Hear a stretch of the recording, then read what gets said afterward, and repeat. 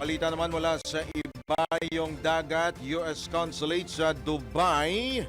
Apektado na rin ang pag-atake ng Iran sa Middle East. Pasada Balita. Sa balitang pampalakasan, Iranian women's football team hindi kinanta o inawit ang kanilang national anthem bago ang laban kontra South Korea. Pasada Balita. Sa balitang pangkalusugan, kahalagahan ng pagkain ng almusal. Ating alamin. Pasada At Balita. balitang showbiz, bagong album ng P-pop group SB19 i-release sa uling bahagi ng Marso. Tambalang John Ibanez at Drew Nasino. Pasada Balita.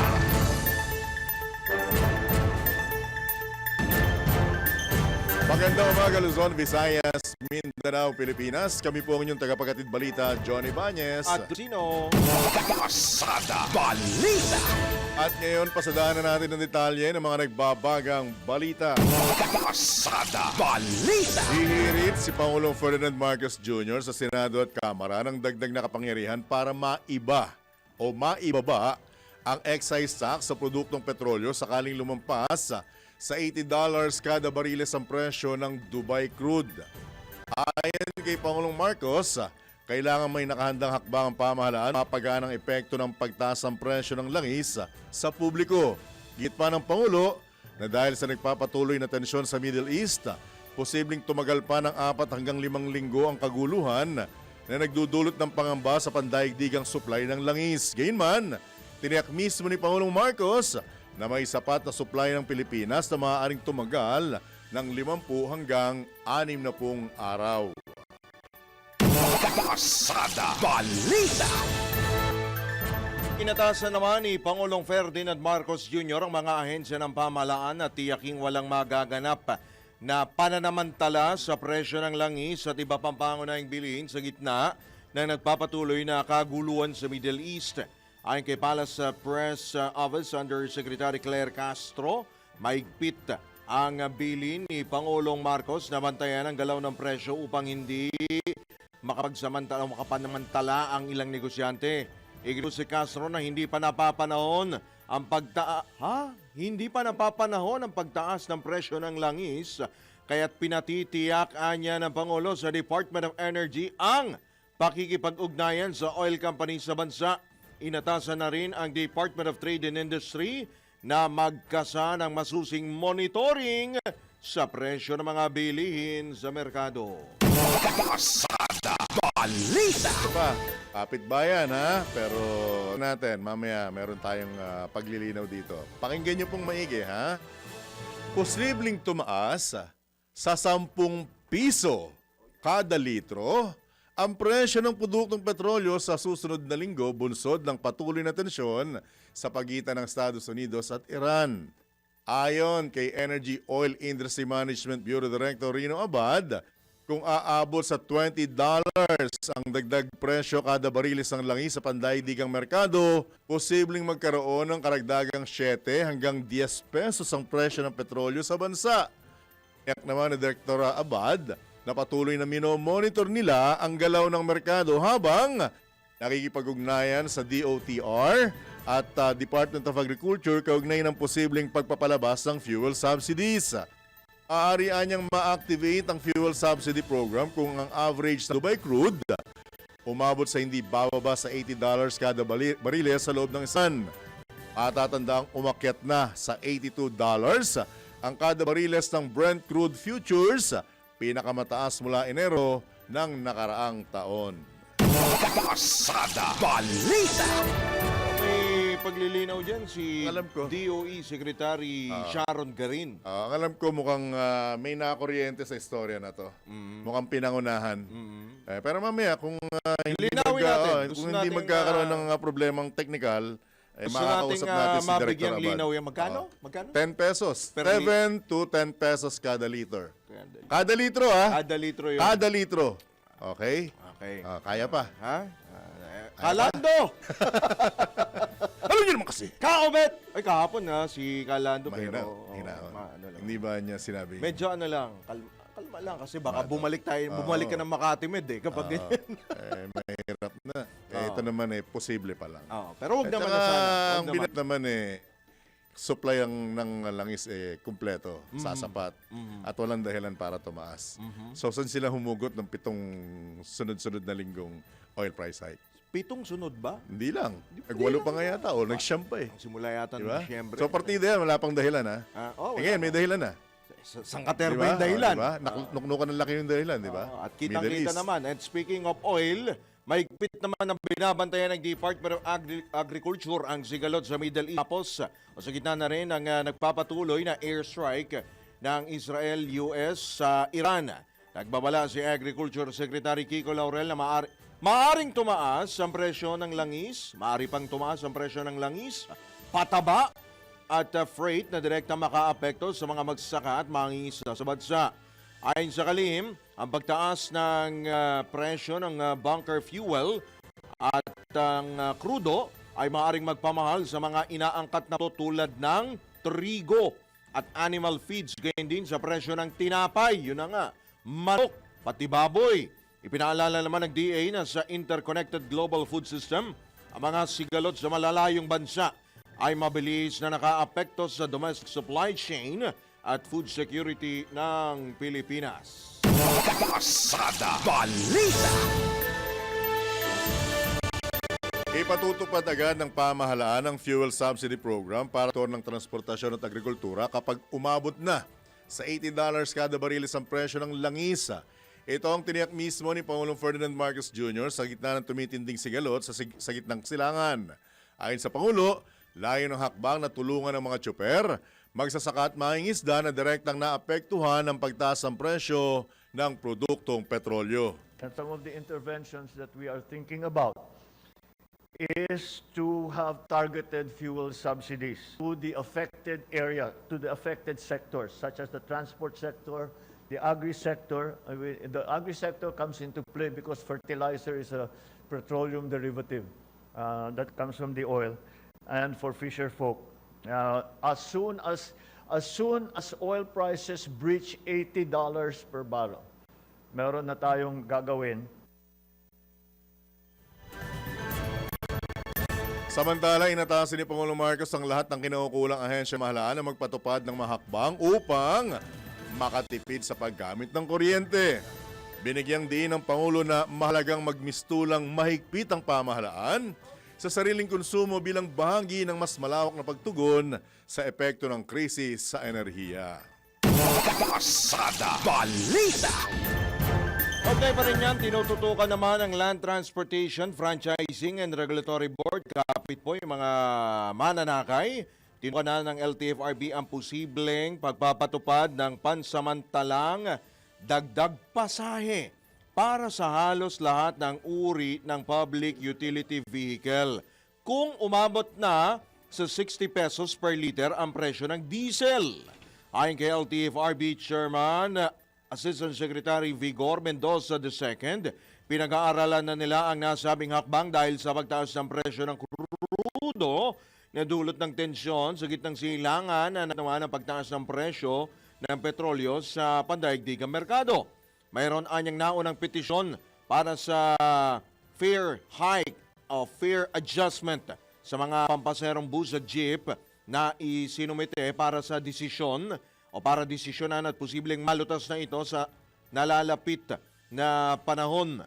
Humihiling naman ng 2 pisong dagdag na pasahe ang mga bus at jeep habang 20 pesos para sa down rate na mga TNVS, Transport Network Vehicle Services, 20 pesos. Dagdag yun? Dagdag. Grabe, oh. Gayun din ang mga operator ng mga provincial bus na humihiling ng karagdagang 50 sentimos kada kilometro. Habang ang mga point-to-point buses ay humihiling ng 30% hanggang 30 to 40% na taas pasahe. Mabigat-bigat na yan. Sa ngayon, ang mga UV Express at mga regular ay hindi pa naghahain ng petisyon para sa fare hike. Iginit naman ni Mendoza na patuloy na binabantayan ng ahensya ang mga kaganapan sa gitnang silangan at maaring maghintay munang humupa. Ang tanong kung kailan huhupa ang tensyon bago magbigay ng desisyon sa mga nasabing petisyon. Pasada Balita.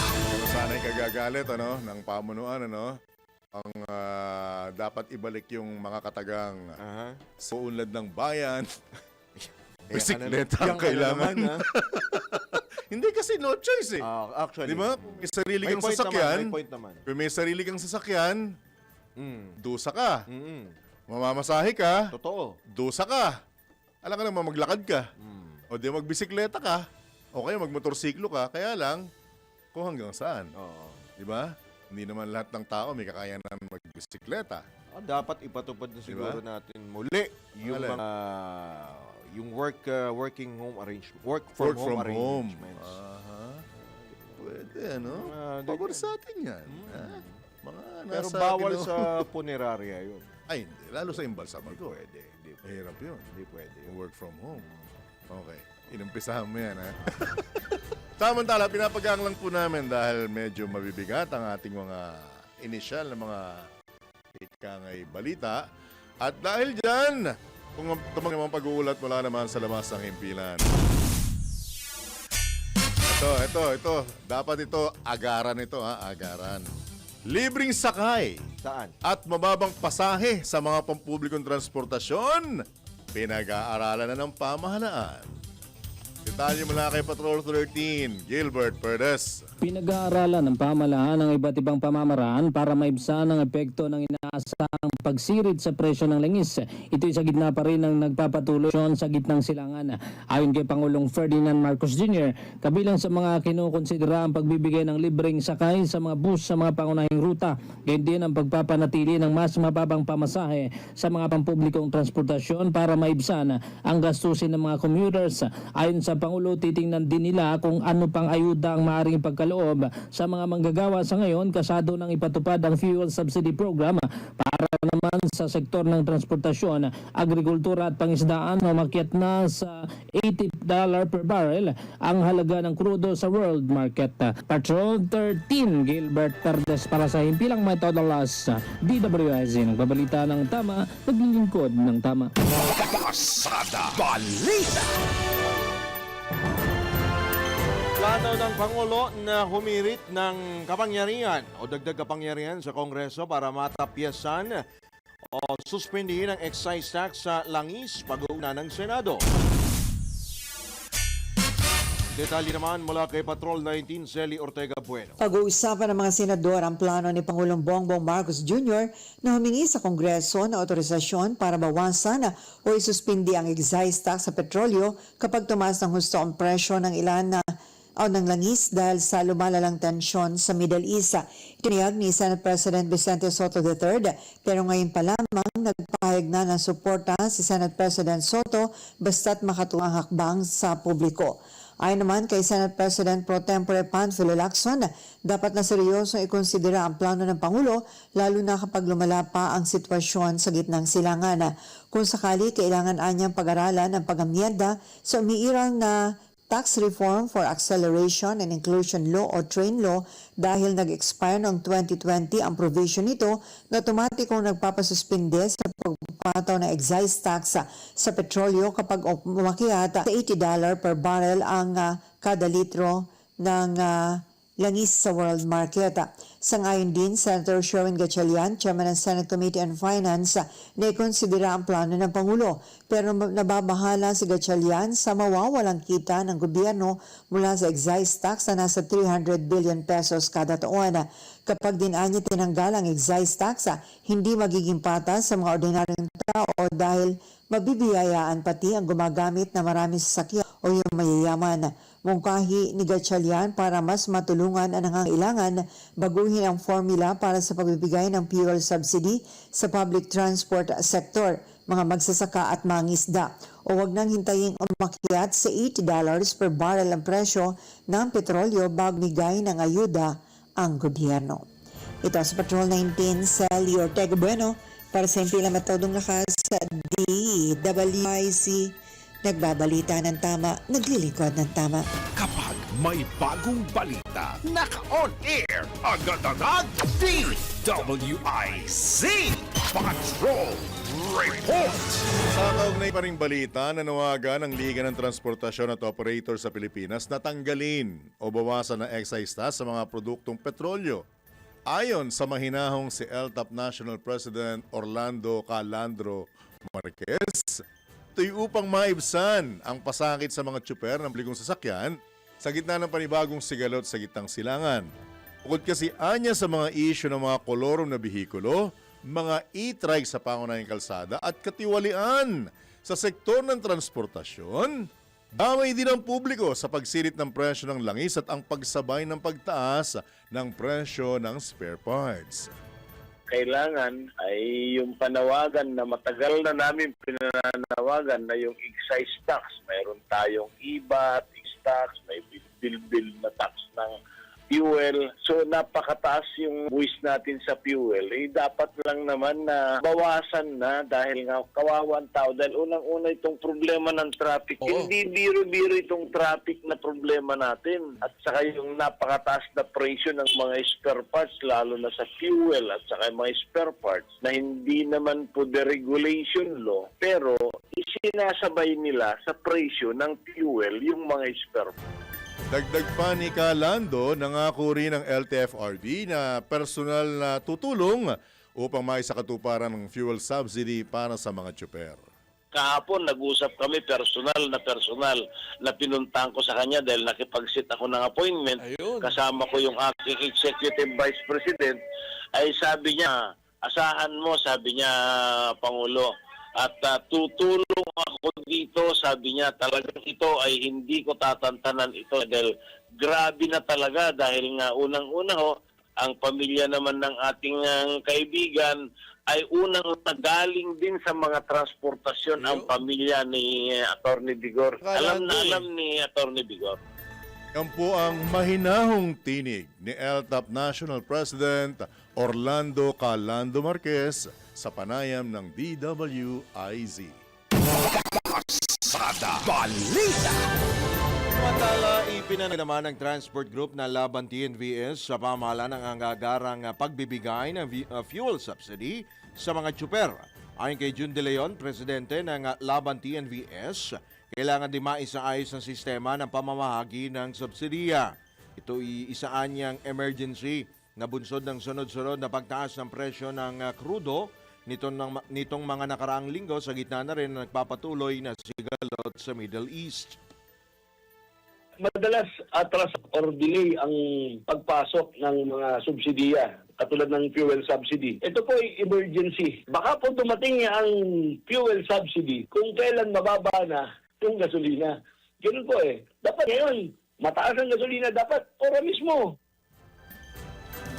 Tawagan din si De Leon sa Land Transportation, Franchising and Regulatory Board na silipin ang komisyon ng Transport Network Companies. Dapat, number one, silipin ng LTFRB yung mga komisyon ng Transport Network Company. Para kahit papano, pag naibaba ang komisyon, lalaki ang kita ng mga driver. Hindi tatamaan naman ang mga mananakay. Yan po ang ating mungkahi. Yan po tinig ni Laban TNVS President Jun De Leon sa panayam ng DWIZ.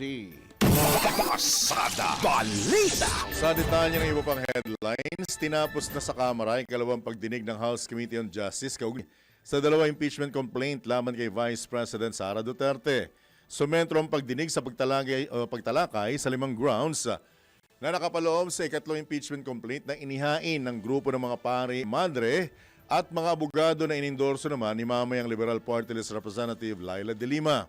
Sa huling manifestation, binigyang din ni Congresswoman De Lima na ang ikatlong reklamo laban kay VP Sara malinaw na may bigat at may tuturing bilang sufficient in substance. At detalyado suportado ng mga testimonya ang mga ebidensya at ang mga dokumento kabilang na ang annexes, audit findings, certification at sworn testimony. Sinabi ni Committee Chairperson Jervil Luisro ngayong araw tatalakayin at pagbobotohan ng pinal na determinasyon kung sufficient in substance ang ikatlong reklamo. Isasabay din ng komite ang pagtalakay sa ika-4 na reklamo na inihain naman ni Attorney Nathaniel Cabrera na inendorso ni na House Deputy Speaker Paul Lega V at Manila Representative Bienvenido Benny Abante Jr. Pasada Balita. Pinatikos naman ng kanyang mga kapwa mambabatas ang pahayag ni Quezon City Representative Bong Suntay na nag-init siya nang makita ang actress at host na si Ann Curtis sa public place. Ganun ha? Sa pagdinig ng House Committee o House Justice Committee hinggil sa mga impeachment complaint laban kay Vice President Sara Duterte, sinabi ni Congressman Suntay na mayroon siyang desire, quote and unquote desire, nang makita ang actress at aminadong nag-init siya. Ginawa ni Suntay ang pahayag habang dinedepensahan ang mga pahayag ni VP Sara na imagine nito na putulin ang ulo ni Pangulong Bongbong Marcos. Nagbiro lamang at iginiit na nagbibiro lamang ang Vice-Presidente.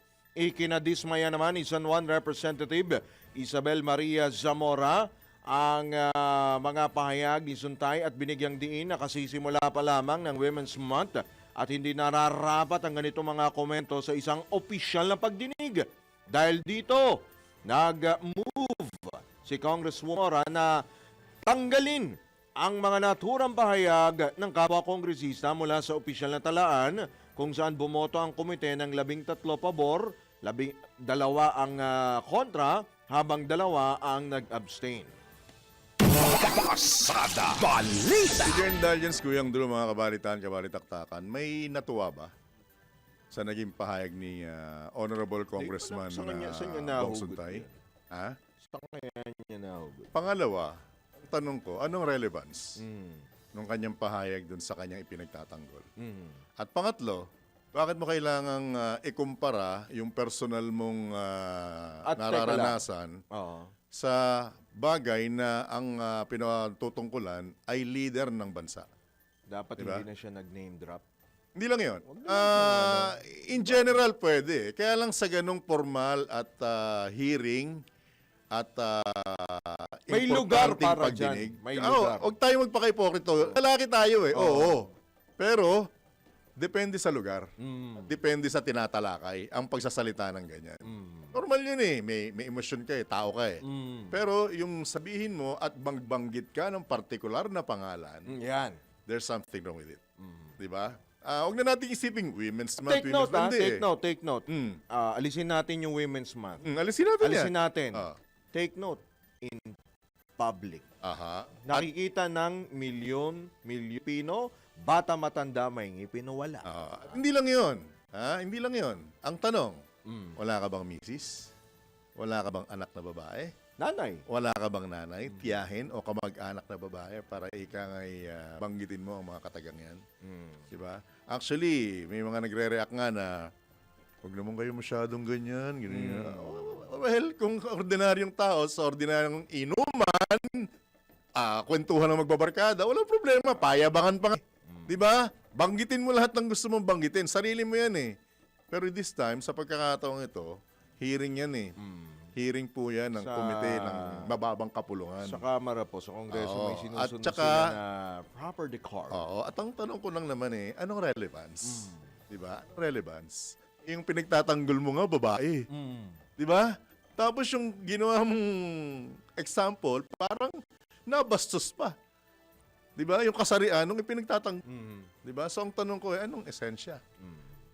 May What gusto is kong the palarin. substance? Ang tama-tama, tinatalakay May nila. substance ba? Substance. Sufficient ba in substance yung pahayag mo? Kagalang-galang na congressman?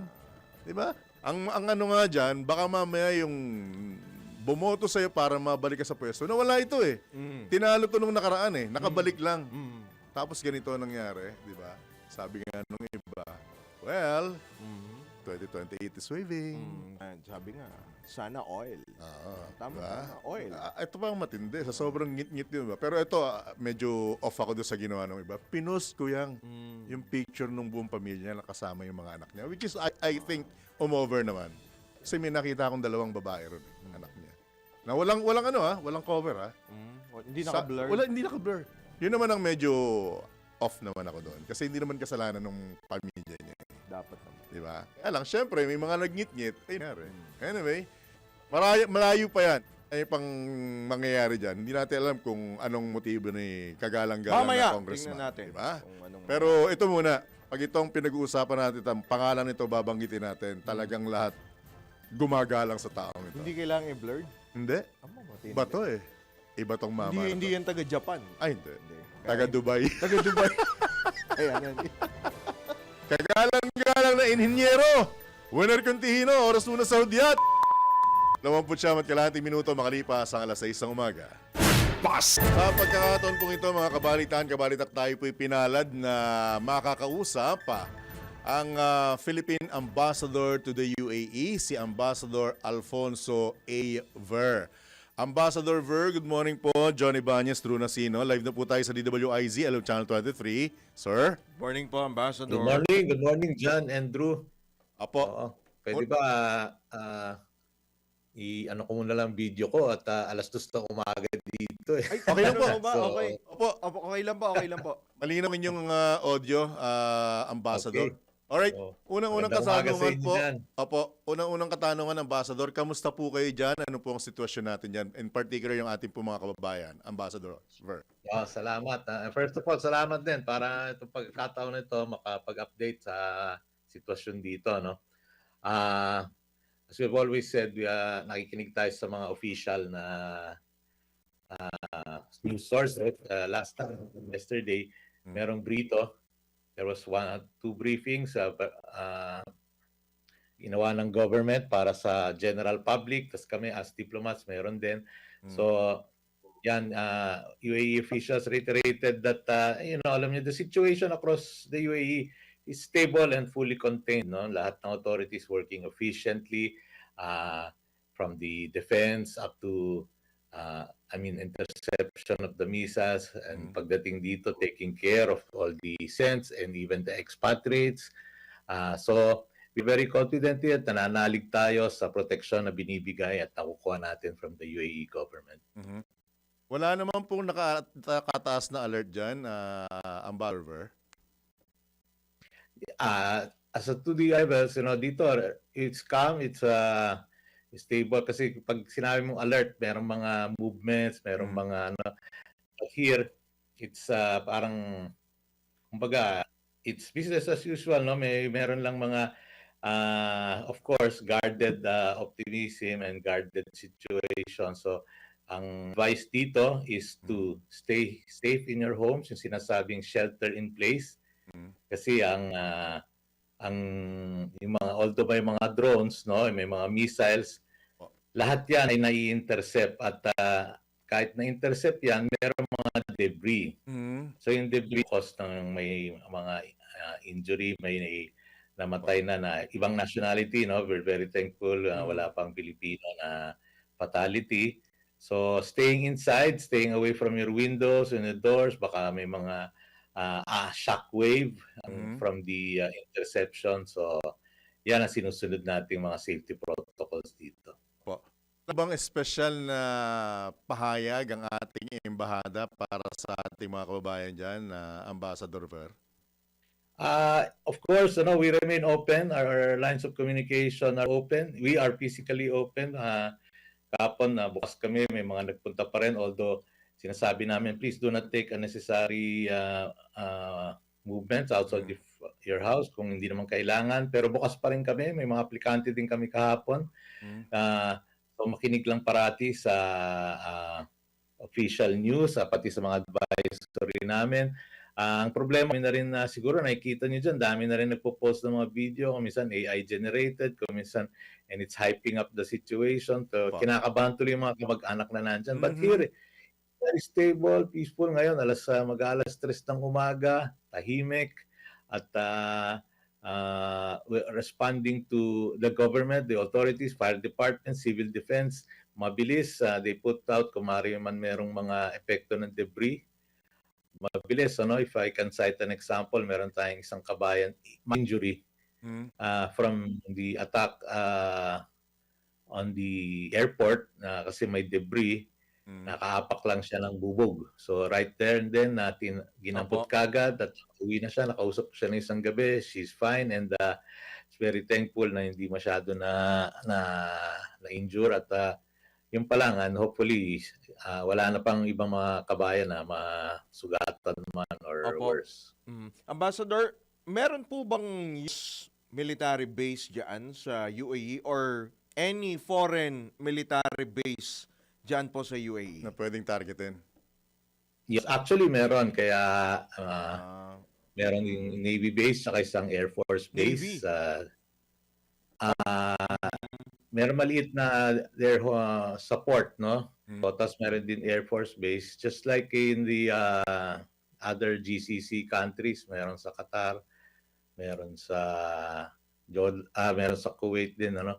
So, at least, like for example, nung Sunday, Saturday, nung first day, yung mga iba nagtatrabaho doon, pinauwi na. So, at wala pang, hindi pa sila natatarget na talagang may damage doon. Right. With your indulgence po, Ambassador Ver, yung flight po ba dyan affected din ng eroplano? Yes, of course. Slowly, since yesterday, may sarado, no? But slowly, meron na rin mga ini-stage na naghahabol na rin sila ng flights. May nakaalis kagabi. So, we're hoping na tumuloy-tuloy na rin pati some flights, for example, from Emirates Airlines dito sa Dubai Airport, Etihad naman dito sa Abu Dhabi, where we are located. Ang payo lang nila, yung mga, kasi marami rin, aside from yung mga Filipinos na living and working here, marami din yung na-stranded nga dahil Dubai is a very busy hub o kaya meron din mga tourists. Ang payo is just wait, you will be contacted at saka pa lang kayo pupunta sa airport para hindi rin magulo doon, hindi rin dumugin Para yung may airport. sistema. Ambassador, But in the meantime, okay, I would like to add yung mga stranded kasi, no? Nasa hotel, the government, sila magbabayad ng mga extended stays. At saka yung rebooking, for example, in Emirates Airlines and Cebu Pacific, they will not be charging for rebooking fees, no? Since extended yung, kung ma-extend ka sa hotel mo, nangako naman na babayaran. So yesterday we had to deal with some issues na may hotel na Nagkakaproblema. butan ng visa mo kasi kunyari tourist visa ka lang na for example a short stay here, that will be waived, no? So you can stay here, you can leave na walang issue. Tapos kahit yung mga naabutan ng, sabi nga kagabi, kahit maabutan ka ng passport mo na expire, for example, will allow you to go out, mga ganon. So they're all taking care of those who are living here, working, mga Filipinos and all other nationalities. At pati yung mga yun na naipit nga dahil nasara yung airport at limited pa yung flights. Kanina binabanggit po ninyo, Ambassador, meron pong military base po dyan ng US. Doon po ba sa area po na yun, may mga Pilipino po ba? How can we assure na sila po ay safe doon po sa mga area po na inyo po binabanggit? Saan po bang lugar po dyan sa UAE yan? Meron dito sa Abu Dhabi, meron din sa Dubai, no? So we're in touch pati yung sa mga nagtatrabaho doon, yung mga communities around near. So andun lang sila. I mean malayo-layo naman, so wala pa namang untoward incident sa kanila, wala pa naapektuhan. So they're just staying safe, sheltered in their homes.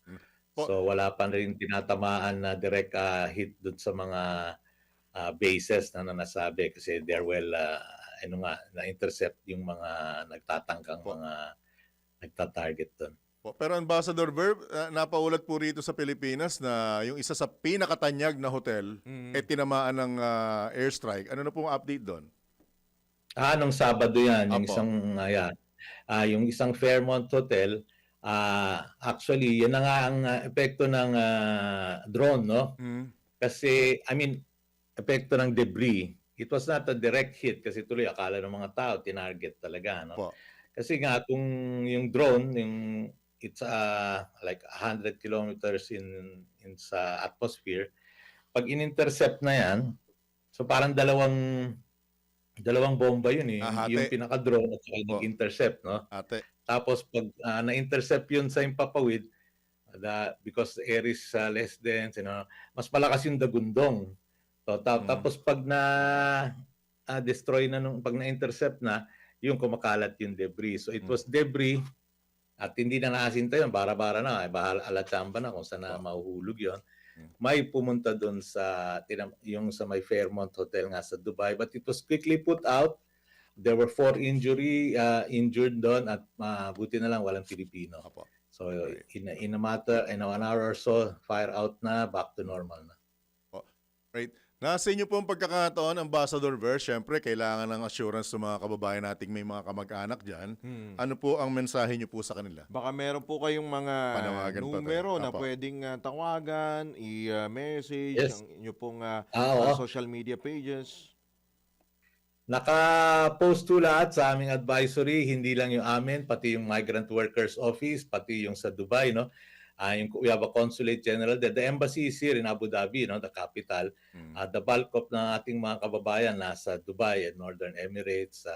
So we have a consulate general then. We are in touch. We have 24/7 responders for inquiries and emails. We're open at we are competent. I'm calling on the Filipinos here to remain calm and stay informed. The country is very much stable. We are under the mantle protection of one of the greatest countries with the greatest air defense systems. So the best is to stay safe in our houses and avoid unnecessary movement. And even my numbers open. So I would just like to take the opportunity to advise, lalo na yung mga kamag-anak dyan, please verify the information that you are receiving. Lalo na kasi ang daming ang gumagawa ng mga fake news at sinesensationalize. In fact, may mga gumagawa na Dubai daw pero iba naman ang ginagamit na lugar para lang maka-clickbait, no? So please, our lines are open. May nakaka-receive na rin kami lahat ng katanungan, lahat ng mga together with the Migrant Workers Office. No? Right. And salamat din sa inyo for being a platform that we can share this information, we can share contact numbers and provide yung real situation here. Opo. Maraming salamat po, Ambassador Ver. Ingat po kayo dyan. And from Ingat time po to time, kayo. makikibalita po kami sa inyo. Thank you, sir. Ingat Yes, po. Good opo. morning po, Ambassador. Good morning and God bless po. Okay, thank you. All right. Po mga kabalitaktakan, si Philippine Ambassador to the UAE, Alfonso A. Ver. Pasada Balita. His Excellency Buenar Contihino. Huh? Grabe ka naman. Ang ganda na nung dating ko. Kumontra ka pa. Grabe ka naman. Nagulat ako eh. Ha? Ako rin nagulat eh. Oras sa udyat. 46.5 minutes after 6 a.m. Tayo po ay mag-altanghap. Alamin po natin ang almusalin mula po sa ating ina. Ang ina nating lahat sa palengke, walang iba ang inaabangan na may bitbit po na may gambayong. Si Aling Beth Samson. Aling Beth, anong altanghap natin ngayong araw? Maganda morning. Yes, good morning, Drew. Good morning, John. Ayan, bedroom boys. Anyway, ang aming almusal kanina ay pandikeso, halagang 30 pesos yan. At saka 2 choco drink na halagang 28. Hatiin sa 3 yan. 58 ang almusal. Ngayon sa tanghalian tsaka hapunan, pag-iisahin ko na lang itong aking lulutuin dahil na-request na ng mga bagets ko na magluto si Mami Lols ng mechadong baboy. Baka sana, mahal. Dapat talaga pag mechado, mahal eh. 450 ang baka. Aling Beth, May 48 po. ano nga pong pinagkaiba ng mechado sa minudo? Ang mechado po kasi, ang mga sahog niyan ay mas maliliit po ang hiwa sa minudo. Minudo. Opo, sa mechado po, ini-slice mo na medyo pa-square ng konti. Mas malalaki Tapos yung sa mechado. Opo, malalaki yung sa mechado ng konting slice, maninipis. Sa menudo, cubes siya, maliliit lang. At mas maraming sahog sa menudo kaya sa mechado. Pero ang pinaka-the best dyan, pareho yan, salsa pa lang, ulam na. Yung pagka Correct. nagtutong yung ilalim, ano? Pag Ay, apretado naman correct. manok. Naku. Oo, may pwede rin naman mag-mechadong manok, pwede Pwede rin, mag-binudong oo. manok. Pwede, opo. Kaya lang talagang kung gusto mo ng masarap na baka, na mechado, baka talaga. Kaso, ay mahal nga ang baka, pwede na tayo sa mechadong baboy. Yung pa rin yun, nasa salsa yan, nasa pagluluto yan. Anong parte po diba? ng baboy ang ilalahok ninyo? Pwede naman magkasim, pwede naman yung yempo, at lalong pwede rin naman kahit na yung baboy laman na ini-slice ng mga ating magbababoy. Pwede naman yan, kahit alin dyan, parts na yan. Wag lang buto-buto, syempre, hindi pwede yan. Ayan. So, bigas muna, syempre, John tsaka Drew, 56 pesos. Pinangatawanan ng inay nyo ang 56 pesos na kilo ng bigas para makakain ng maayos-ayos. Ang baboy naman, yung 3/4 na baboy, pagkakasyahin ko yan maghapon. Dahil sa sarsa at saka yung sahog na gulay niya nang hihiwain ko, yun lang, makakatipid ka na. Ako nga, sabaw lang. Sarsa lang pwede na, tsaka mainit na kanin. So, yung 3/4 na baboy ko ay 265 pesos dahil 175 ang kalahating kilo ng baboy. Yan, ang aking tomato sauce, 26 pesos yan. Ang bawang sibuyas, kamatis at paminta, 20 pesos lang yan. Samantalang ang aking bell pepper at yung carrots na hihiwain ko para dyan sa aking sarsyado o mechadong baboy ay 50 pesos. Dinamihan ko para 'di ba? Mas patipid pagka may mga sahog kang ganyan. Tama. Ang mantika ko 15 pesos lang. O saan ka pa kung ang budget mo sa maghapon hanggang gabi 490 pesos lang. May 10 piso pa. Oo, kaya 3/4 na baboy na. Kasi pag ginawa ko 1 kilong baboy, ma-over budget naman ako. Kailangan ng mga bata, turuan mo sila na magsabaw ng sarsa, damihan yung kanin, lagyan ng konting gulay. Mura at baboy konting ba tipid. ngayon? Mura baboy dyan? 340, 350, ganyan. Ang Not liempo bad. is, yeah. Tama-tama, Ang liempo magmamahal po, na araw. ay, Pag isda, pag magmamahal na araw naman, isda naman ang mahal. maski gulay, Diba? Drew, Maski dyan, gulay. tataas pag mahal na araw, yan. Pero sa ngayon, stable pa rin, kaya pa rin, lalo yung kamatis, 40 pa din, ang sibuyas, 100 pa din, ang local na sibuyas, 80, kaya-kaya pa rin, pati itong mga sahog na mga gulay natin para sa ating baboy, manok, ay kaya pa rin naman natin i-budget at hapitin. Depende kung marunong ka tumawad at saka yung bibilan mo, kailangan suki ka na. Sa 10 pisong tira ko, pang alkansya. So, 490 yan. Para sa paaltanghap, pasada balita, Metro Patrol ang inyong nanay bet o mama bet ng DWIZ. Nagbabalita ng tama at araw-araw magbabudget tayo ng tama. Back to you guys. Ingat. Salamat. Ingat po, Aling Bet at pagaling. Pasada Balita. Sa bala muli tayong tumanggap ng mga pag-uulat mula sa labas ng himpilan. Viral video ng Pilipino sa Dubai na sinasabing tinamaan ng missile. Peke ayon sa CICC. Tayo mula kay Patrol 38, Jen Patrolya.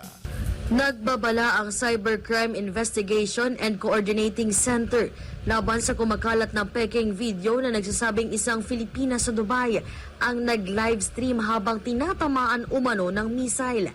Ayon kay CICC Undersecretary Renato Aboy Paraiso, lumabas sa investigasyon na ang video ay lumang footage mula sa Beirut port explosion noong 2020. Hindi kaugnay ng kasalukuyang tensyon sa Middle East. Git ng CICC, isa lamang ito sa mga engagement bait na naghasik ng takot online. Samantala, kinumpirma ng Department of Foreign Affairs na may isang Pilipinong nasawi sa Tel Aviv at may ilang nasugatan sa Kuwait. Pero wala umanong ulat ng pagsabog sa Dubai na kinasasangkutan ng isang Pilipina. Paalala ng CICC, may kaukulang parusa ang pagpapakalat ng peking balita sa ilalim ng Cybercrime Prevention Act of 2012. Hinikayat naman ang publiko na itigil ang pagpapakalat o pag-share ng nasabing video at subaybayan na lamang ang mga official page ng pamalaan at i-report ang mga kahina-hinalang post sa hotline number 1326. Ako si Patrol 38, Jen Patrolya nag-uulat. Sa himpilang may todong lakas DWIZ, nagbabalita ng tama, naglilingkod ng tama. Pasada Balita. Samantala, abogado ng mga nagpakilalang dating sundalo na nag-deliver umano ng male-maletang pera sa ilang personalidad o mga government official, bukas na kausapin ni Senador Lacson. Pabalik si Patrol 19, Zelly Ortega Bueno. Handa si Senate President Pro Tempore Panfilo Lacson na makipag-usap sa abogado ng 18 nagpakilalang dating sundalo at dating mga tauhan umano ni dating Congressman Saldico na nag-akusa na nag-deliver ng limpak-limpak na salapi sa ilang mga politiko o personalidad. Sa kanyang ex-account, sinabi ni Lacson na bukas siyang makipag-usap kay Attorney Levito Baligod para ma-reconcile ang testimonya ng kanyang mga kliyente sa mga posibilidad ng pangyayari. Sinabing ito ay sa ngalan ng katotohanan at hindi sinasakripisyo ang dignidad at integridad ng Senate Blue Ribbon Committee. Sa salaysay ng 18 umano'y dating sundalo, sa utos umano ni Saldico, nag-deliver sila ng maraming personalidad na aabot sa 805 billion pesos na kickback mula sa flood control projects. Nangalampag sina Senator Amy Marcos at Rodante Marcoleta na imbestigahan ito ng Senado, pero sa isang privilege speech sinabi ni Lacson na tinitimbang pa niya kung kapani-paniwala ang sinabi ng 18 dating sundalo at ang background ng mga ito. Sa tugunan niya ng Armed Forces of the Philippines sa pagtatanong ni Lacson ukol sa 18 nagpakilala mga dating sundalo, sinabi na ang 10 ay mga dating Marine personnel na dishonorably discharged dahil sa iba't ibang offenses at karamihan ay awol. Ang 2 hanggang 3 ay nag-optional retirement sa Marines.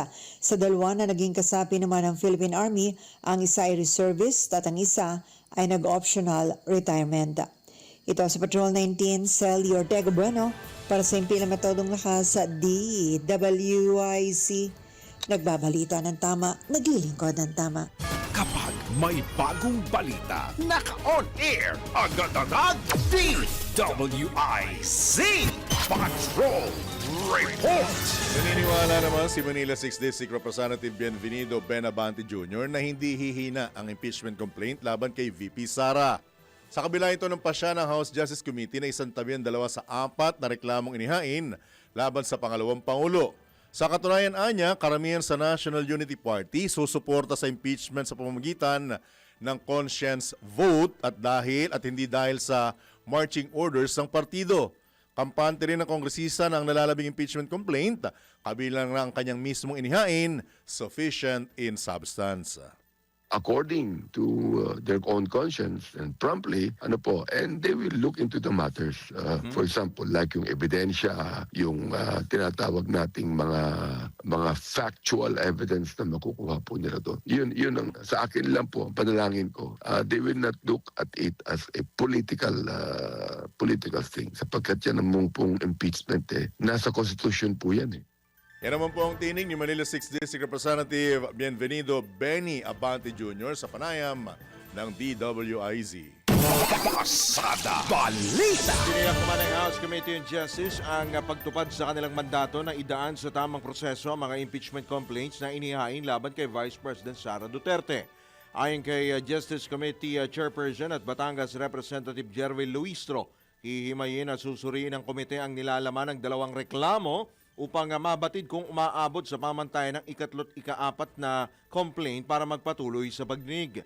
Binigyang diin ni Luistro na hindi biro at seryoso ang mga paratang sa Vice Presidente na nangangailangan ng seryosong pagsusuri, lalo na't ang bawat pahinaan niya ay may katanungan na kailangan ng sapat na kasagutan. Pasada Balita. Tabayanan niyo po ang magandang mensahe mula po sa aming nag-iisang chairman, Boss D. Edward A. Cabangan.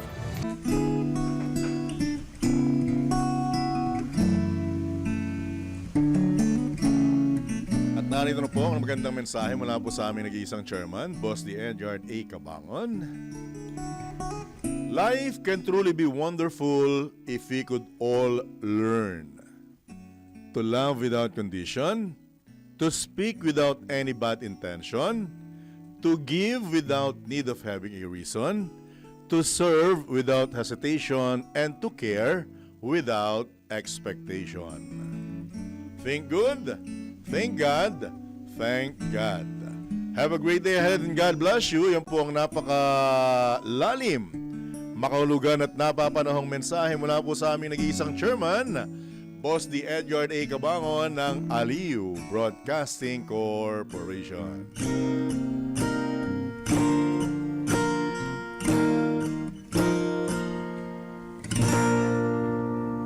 Ito ang headline sa Pasada Balita ngayong Wednesday, March 4, 2026. Pasada Balita. Special powers para matapisan ang excise tax sa langis, inihirit ni Pangulong Marcos sa Kongreso. Pasada Balita. Fuel subsidy para sa sektor ng transportasyon at agrikultura tiniyak ng Pangulo. Pasada Balita. Sufficiency in substance sa mga impeachment complaint laban kay VP Sara didesisyonan na ngayong araw. Pasada Balita. Substitute bill ng panukalang kontra political dynasty aprobado na sa committee level ng Kamara. Pasada Balita. Sa balitang pangkalakalan, Bangko Sentral ng Pilipinas itinaas sa 1 million pesos ang threshold para sa mga normal cash transactions. Pasada Balita. Balita naman mula sa ibayang dagat, US Consulate sa Dubai. Tinamaan din ng drone ng Iran sa gitna ng patuloy na sigalot sa Middle East. Pasada Balita. Sa balitang pampalakasan, Iranian women's football team hindi inawit ang kanilang national anthem bago ang laro kontra South Korea. Pasada Balita. Sa balitang pangkalusugan, kahalagahan ng BF o breakfast o almusal. Ating alamin. Pasada Sa Balita. balitang showbiz, bagong album ng P-pop group na SB19 i-release sa huling bahagi ng March. Tambalang John Ibanez at Drew Nasino. Pasada Balita. Salita niyo na iba pang headlines, lusot na sa House Committee on Suffrage and Electoral Reforms ang substitute bill ng mahigit 20 panukalang batas na layong isulong ang anti-political dynasty o pagbabawal sa pagtakbo ng magkakamag-anak sa eleksyon. Sa botong 20 na pabor, 4 ang tumutol. Inaprubahan ng komite ang mosyon ni Bukidnon Representative Jonathan Keith Flores na i-adopt ang unnumbered substitute bill. Una nang pinagtibay ang consolidation o pagsasama-samahin ng mga House Bill, kasunod ng isinulong na working draft sa panukala ni House Speaker Faustino Boyedi III at House Majority Leader Sandro Marcos na House Bill 6711. Ayon kay Committee Chairman Zia Alonto Adyong, nakapaloob sa working draft ang second degree of civil relationship kung saan hindi papayagan ang pagtakbo ng kaparehong political unit. Matatandaan, nagsagawa ang komite ng nationwide public consultations noong Pebrero mula Luzon, Visayas at Mindanao para alamin ang pananaw at karanasan ng taong bayan sa anti-political dynasty bills. Pasada Balita. Iniwala naman si Caloocan City 2nd District Representative Edgar Egay Erice na malaki ang tsansa na maisabatas ang anti-political dynasty bill. Ito anya ay kung matitimbang ni Pangulong Ferdinand Marcos Jr. ang posibleng epekto ng panukala sa mga miyembro ng Kongreso at kagustuhan ng mga Pilipinong wakasan na ang dinastiya. Gayunman, halos 80% anya sa Kongreso na saklaw ng dinastiya ang maaring maapektuhan sakaling maisabatas ang bill. Pagkapasa na ito, yung political will ni Presidente dahil ginawa niyang priority. Ibig sabihin, mamimili siya yung kagustuhan ng mamamayan na gusto niya i-satisfy o yung kanyang mga political allies at yung kanyang pamilya na miyembro ng political dynasty. Pagka hindi binitawan niya yan, sasabihin, lahat ng sinasabi niya reforma, bola-bola lang. Nagiging kredibilidad ng Pangulo ay lalong babagsak. Nito, itinutulak naman ng mambabatas ang panukalang limitahan ng political dynasty sa second degree of consanguinity kabilang ang immediate family. Yes, second degree kasi sa tingin ko, yung third and fourth degree, impossible na ang implementation. It will not work as a law kasi magpipinsan, halimbawa, tinatanong ko yan, magpipinsan, sabay-sabay na nag-file, sino yung qualified? May nagsasabi, toss coin. Sabi ko naman, yung isa nag-aral ng abogasya, nag-adalubhasa sa paggugobyerno, yung isa naman, standby. Kung nanalo yung standby, di parang, parang retrogressive masyado yung rule na yon. Po ang tinig ni Caloocan City 2nd District Representative Edgar Egay Erice na dating House Senior Deputy Minority Leader kung saan humalilinga kahapon sa kanya si mamamayang Liberal Party List Representative Laila De Lima. Pasada Balita.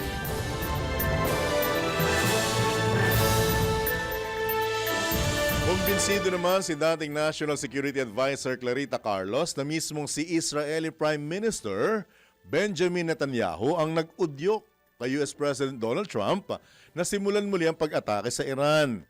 Ayon kay Professor Carlos, noong una pa man, nagdalawang isip na si President Trump na lumahok ang Amerika sa anumang sigalot na kinasasangkutan ng Israel pero kalaunay bumigay din ito sa sinasabing pambubuyo ni Prime Minister Netanyahu. Ito'y dahil hawak anya sa leeg ng leader ng Israel, si President Trump o si Uncle Trump, bunsod na rin ng sinasabing koneksyon nito sa kontrobersyal na Epstein Files. Kaya't napagtanto naman ng Presidente ng Amerika na ibaling ang atensyon ng publiko sa digmaan sa halip na kahihiyan anyang kinasasangkutan. Hindi naman tayo sobrang tanga. You know, of course, the Epstein Files, hindi sinasa publiko ng isa pang tangang si Bundy ng Department of Justice nila. Yung mga parte ng Epstein Files na tungkol kay Donald Trump at ang kanyang mga pinagagawa habang kaibigan niya si Epstein. So, kung gusto mong mag-isip ng masama, magawa ka ng gera para malimutan yung Epstein. No? And I suspect, ang hypothesis ko, ang hunch ko, is Netanyahu has the goods on Trump. So, binablockmail si Trump kasi makita nyo may reluctance si Trump talaga to go to war. Makikita mo kasi nag-meet sila sa Geneva, talagang ini-stretch yung at saka mismo sabi ni Rubio, we had to strike before Israel strikes first. Big sabihin, talagang Netanyahu really pushed Trump to do this undertaking silang dalawa, no? Kasi nga, yun nga ang hinuha ko, binablockmail niya si Trump tungkol sa Epstein Files. Tinawagan naman ng geopolitics expert na si Professor Carlos kina President Uncle Trump at PM Netanyahu na tuldukan na ang kaguluhan. Tapusin nyo na yung kahibangan na ito at ikaw Netanyahu, huwag ka nang magtangkang mag-create ng Greater Israel na lalamunin mo yung Lebanon, Jordan, Syria sapagkat lalabanan ka ng mga Asians, the West Asians. Hindi mo kilala dahil hindi ka naman Asian, Polish ka, no? You're a Polish Jew, hindi mo kilala ang mga Asia. Yan naman po ang tinig ni geopolitics expert at Professor Clarita Carlos sa panayam ng DWIZ. Pasada Balita. Unahin ang tao kaysa presyo ng langis. Ito ang panawagan ng geopolitics expert at dating National Security Advisor na si Clarita Carlos sa pamahalaan sa gitna na nagpapatuloy na digmaan sa Middle East. Ayon kay Professor Carlos, posible ring maging target ng Iran ang mga oil and energy facilities sa Middle East kung saan marami mga Pilipinong engineer ang nagtatrabaho kaya dapat iprioridad ang evacuation ng mga OFW. There was already, unfortunately, a casualty in Israel, and that is so sad, no? But there will be many, many others, especially yung mga engineers and other workers who are working in the refineries. Kasi yun ang tinitira ng Iran. Because total, alagang inapi na siya ng inapi at nakikipag-usap, tapos yung pala, ibobombahin din siya. Susundan niya yung sinasabi niyang Samson option. Sabi niya, if I'm going down with you. Sama-sama na tayo. Maasa naman si Carlos na hindi na lalala at lalawak ang sigalot sa iba pang bahagi ng mundo, lalo na sa Pilipinas. We will only be involved if mag-spill over to sa conflict between China and US sa Taiwan. Yun. Pero nakita mo yun, nagsasalita yung China and Russia. Wala namang nakikinig sa kanya. Walang nakikinig kay Putin. Walang nakikinig kay Guterres ng UN. Yan po muli ang tinig ng ni dating National Security Advisor at geopolitics expert na si Professor Clarita Carlos sa panayam ng DWIZ. Pasada Balita. Samantala sa pagkakataon po ito, medyo lihis muna tayo sa sa issue ng giyera. at medyo malapit-lapit sa sikmura ng ating mga kababayan dahil ang pag-uusapan natin ay issue naman ng balikbayan boxes. Epekto kaya? Ha? May Oo epekto nga, kaya no? ito, no? Kasi May yung mga OFW tayo doon, di ba? nagpapadala na OFW. Ala ko, maililihis natin. Di rin pala. May connect din pala. Anyway, nasa kabilang linya po natin ang isa naman sa itinuturing na suki na ng ating programa, ang mismong pinuno, ang Commissioner po ng Bureau of Customs, si Commissioner Ariel Nepomuceno. Commissioner Nepomuceno, good morning po. Johnny Banyes, Runasino. Live na po tayo sa DWIC, Hello Channel 23.com. Commissioner, good morning po. Good morning po, Sir John and Sir Drew. Magandang umaga rin po sa ating mga kababayan. Good morning po. Alright. Maraming salamat po sa pagkakataon on an early Wednesday morning. Kamusta na po? May epekto ba ang sigalot sa Middle East dito sa mga balikbayan boxes natin? Dito yung mga nandito, hindi naman po, no? Dahil nandito na po yung ating pinroblema na ngayon, nagawa na po natin ng paraan. Ulitin ko po, 140 containers po ng balikbayan boxes ang iniwan po ng mga pinagtiwalaan ng ating mga OFWs, pinagtiwalaan nilang magatid sana ng kanilang mga boxes sa mga bahay ng kanilang mga mahal sa buhay, ay iniwanan po ng mga importers at forwarders. So yun naman po, out of 140 containers na naglalaman po yan ng hindi bababa sa 50,000 boxes, na ilabas na po natin sa mga pier po natin. Halos lahat, 19 na lang yung natitira sa mga pantala natin. Karamihan po doon, lahat po yun, nasa warehouse na po ng ating mga forwarders. At sa bilang ho namin, mahigit 20,000 na mga boxes ang naiparating po natin sa iba't ibang mga sulok ng Pilipinas po. Pag nakita niyo po yung mga bahay ng mga OFWs natin, alam niyo po talagang pinaghirapan po itong mga boxes na to. Karamihan nga po dyan, naiiyak po sila at hindi na sila umaasa sana dyan na darating. Buti na lang po, kahit paano po, nakatulong tayo. Yun nga lang po, talagang may mga expired na po doon. Yun po, susunod na itatanong ko kung napakinabangan pa nila Meron naman po, kaya lang yung mga pagkain, wala po tayong magawa doon dahil marami po sa mga boxes, mahigit 2 taon pong inabando na po yan ang mga pagkain, usually 6 months, 8 months, nag-expire po yan Opo. Alright. So, nakarating na, majority ba nakarating na lahat yung mga balikbayan boxes? Ilang porsyento na lang kaya? Mahigit 20,000 po yung naparating na natin. Kaya lang, hindi pa ho kalahat yan kasi 50,000 plus po yung estimate po naming laman ng mga containers. So, hopefully within this month na ngayong March, matapos po natin yan. Dahil nung ginawa po natin yan ng paraan, tinulungan po kami sa pondo ni Pangulong Bongbong dun sa 30 million para sa forwarding cost. Ano po yan peak season noong December. So, kaya hindi po ganun kadali mag-deliver nun. Pero ngayon naman po, hindi na peak season, kaya maluwag na po yung mga pag-deliver ng mga forwarders. At wala po dapat bayaran ng mga kababayan natin dyan. Paalala ko, no? Minsan may mga nagte-text pa ho sa mga pamilya ng OFW, sinisingil sila ng 1,000, 2,000. Biktima pa, binibiktima pa ho lalo. Mali po yun. Wala po silang dapat bayaran dyan. Ang mali. Kamusta naman po yung sinasabi niyong paghahabol sa mga nagpabaya? Ngayon po, nagpalit po ng bagong NBI director. Ipupurso ko po dahil mag-joint filing po kami ng kaso doon sa 11 mga kumpanya na nandito sa Pilipinas. Papailan po namin yan ng large-scale estafa. Mabigat po yon. Dahil pag inisip po ninyo, yung mga nalikom po na bayad mula sa ating mga OFW sa abroad, pag pinagsama-sama po yung bayad nila, hindi po bababa ng 300 million pesos yun. Hindi po biro ito. Of course, bawat isang box, ang bayad ng kababayan natin, mga $80 hanggang $120 per box. So parang 5,000 hanggang 7,000 piso po yun. I-multiply po ninyo yan sa at least 54,000 boxes, 300 million plus po yun. Wow. Kaya po to, hindi po birong krimen po to, hindi ito ordinaryong pagkakamali. Talaga po nagkalokohan po rito, talagang kinuha yung bayad nila. Pagdating dito, walang intensyon na i-deliver po yung kanilang mga boxes. Tapos ang nasisig, customs. Nakalagay kasi sa mga websites ito, mga kumpanya na to, pending sa Bureau of Customs. Kaya nung makita ko po sa social media na marami nagagalit si Customs, inalam ko kung bakit. Yung pala, nakalagay sa mga website nito mga kumpanya na to, pending sa BOC. Mali naman po yun. Kaya niresolve po natin yan. Nagpatulong tayo kay Secretary Frederick Go at sa Pangulong Bongbong.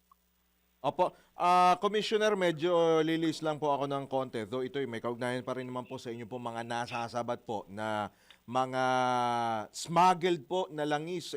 Kahapon po ang sinasabi po ng Pangulo ay siya po ay hihirit po ng emergency powers sa Kongreso para po, of course, mabawasan man kahit paano yung excise tax sa langis. Yung inyo bang mga nasasabat po na mga smuggled na krudo, kung may emergency, yan ba ay paano ba natin Pwede bang gamitin yan? Pwede bang gamitin niya? Maimobilize ba natin yan? Kung mayroong mga considering na meron na nga po, may binigyan na po ng emergency powers si Pangulong Bongbong Marcos sa gitna nga po ng ganito pong problema po natin sa presyo at sa supply po ng langis, though meron pa naman tayong supply. Tama po kayo. Actually, yung mga nahuli naming na mga illegal o smuggled na mga petroleum products, kagaya ng diesel, hindi na po kailangan ng emergency po doon. Ako po mismo bilang commissioner, pwede ko pong i-donate po yan. Kaya lang, sa kapangyarihan ko, ang donation po namin ay hanggang sa mga iba't ibang ahensya lang po ng pamahalaan. Kaya noon pa man, i-dinodonate ko po yan sa, halimbawa, sa Coast Guard, sa Navy, kahit sa Police. Subalit, pag hindi na po sila yung pagdodonatan, yan, kailangan po ng emergency powers po dyan. Halimbawa, i-donate na po sa private sector, hindi po yun kaya ng commissioner po. Yan po, kailangan na po ng mas mataas na level po ng decision po yan. Bukod po doon, Commissioner, hopefully, sana naman talagang matigil na yung kagulo na yun, talagang apektado tayo lahat. Bukod po doon sa langis po, yun naman pong mga nasasabat po ninyo na mga smuggled cigarette, yung mga sigarilyo. Nung mga nakaraang linggo, sunod-sunod po ang inyo pong pagpunta, yung pag-raid po ninyo doon sa mga pagawaan po ng mga sigarilyo. Ano na pong update? Meron na po ba tayong mga natumbok po na mga personalidad, yung pinakaulo po nitong mga ano? May mga congressman binabanggit. Oo nga, may mga congressman. May clue ba kayo? May clue? Mayroon bang hint dyan man lang? May initial ba? Sa intelligence sa intelligence report, kompleto naman po kami. Pero kasi pagdating sa korte, ang sinawa natin ang kaso. Ayan. Hindi po, ang importante po kasi, ang intelligence report hindi po titindig yan sa korte. Kaya kailangan po namin ng testimonya, ng dokumento, ng mga ibang ebidensya kung gusto po nating mapanagot yung mga punot dulo, protector, financier nito mga pag-smuggle ng sigarilyo. Ngayon, ganito po, linawin ko lang po at maganda po itong pagkakataon na to. Yung mga kalaban po ng pagbabago, kalaban po natin sa labanan ng smuggling, ano po minsan pinag-aaway-away po nila mga ahensya. Pagkunin ko itong pagkakataon na. Halimbawa, sinabi nila, HPG magaling, PNP, BOC, hindi pinag-aaway-away nila. Ang hindi po nila alam, nag-uusap-usap po kami niyan, tulungan kami niyan. Ano? Ang bago po kami gumalaw, nagpapatulong kami sa PNP. Bago rin po gumalaw ang PNP, nagpapatulong po sa amin yan. Ngayon, pag biglang may hot pursuit, wala na pong pagkakataon mag-coordinate. Immediately, pag successful yung hot pursuit, kagaya nung nagawa ng HPG, tinawagan naman po kami kagad para tulungan sila. Ngayon, kung bibigyan po natin ng datos para lang po malinaw at may pagtanggol ko po ng konti ang BOC, ang naging successful operations po ng BOC ng 2025 lang, 317 operations po kami. Yan po ay nagbigay ng mahigit 1.7 billion po na halaga ng smuggled cigarettes. Iba pa po yung nahuli ko po mismo kami sa Plaridel nitong 2020, nitong later part ng 2025. Napakarami pong operations ng BOC. At ang kabuuan po na nahuli namin lahat ng smuggled goods noong 2025 ay 61 billion pesos po yun. Yan ang importante. Marami rin po kaming nasampahan na ng kaso. Pag itinumbay niyo po yan, mahigit 150 criminal at administrative cases ang ipinail na po namin sa korte. Kaya ano naman po, pinaliliwanag ko lang na po ang BOC, maganda po yung ginagampanan nito. Nakikita lang kasi ng mga tao yung tungkol sa koleksyon po. Hindi may enforcement function po ang BOC at tumataya rin po kami ng buhay dito dahil ang mga sindikato, hindi naman po yan natutuwa tuwing nahuhuli namin pinagtitiri kami ng kandila niyan kaya kami rin po ay listo. Ready naman po kami kung makikipagbanggaan sa kanila, wala naman po problema. At kasama namin po namin ang iba't ibang ahensya.